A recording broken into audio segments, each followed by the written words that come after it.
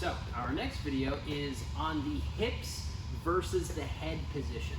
And this is, again, all about the spinal relationship between you and your opponent. So this exists everywhere throughout Jiu-Jitsu, and I hope to give you a couple of examples to reframe how you think about these maneuvers. So if Predator's down and I'm passing, let's say he's in butterfly guard. Okay, sitting up and having a good butterfly guard here. So what Predator's butterfly guard or seated guard relies on is that his spine, his head, is in front of his hips. And if I'm able to put his head behind his hips from this position, now Predator is out of whack. He's no longer in control of his positioning because I'm manipulating his spine and he's not manipulating mine. Now Predator becomes so turnable and it's easy to be able to pass his guard. So I put his head behind his hips to be able to get what I want in the Toreando.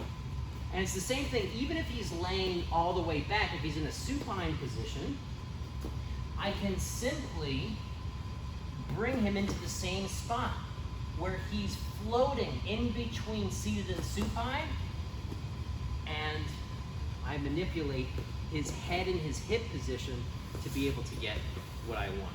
So this not only exists, let's switch the positions, Predator, from the top, but this also exists from the bottom. What I'm trying to do, and generally this has to do with sweeps, is I'm trying to get his head behind his hips. So if I just go here and I block his feet and I push his head behind his hips. Okay?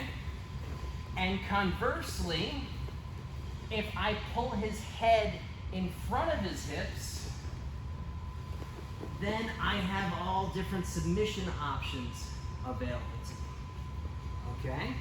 So as you can see, there's this dynamic nature of I'm trying to control the head and hip position of him as he's trying to control the head and hip position of me. Okay? Now, if Predator goes back down and we're able to completely reverse it, where I can bring his hips above his head, then I have a definite advantage. So if I do a Toreando where I put his knees to his chest, and I've lifted his hips off the ground so that they're higher than his head, now he becomes very turnable and spinnable, okay? Or if I go underneath, and I'm able to raise his hips off the floor, and I put his hips above his head, now I manipulate his head and his hip position to where I'm in control of him, and he's no longer in control of me.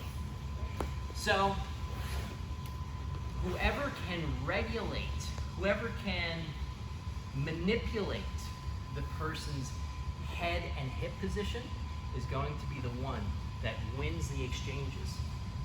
And that's understanding what's behind all of the techniques that we attempt to do. Thank you so much.